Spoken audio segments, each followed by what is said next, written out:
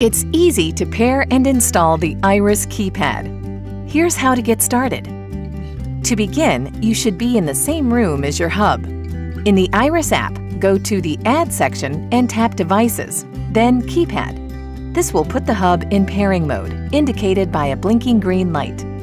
Pull the Battery tab. The sensor's LED will blink while searching for the hub. When the hub beeps, your device has been paired. Now, let's install it. The mounting adhesive makes it easy to mount and later relocate without putting holes in your wall. Screws are included for a more permanent installation. Make sure the surface is clean and dry. Add the mounting adhesive to the back of the mounting bracket. Press and hold it against the wall for 10 seconds, and you're done.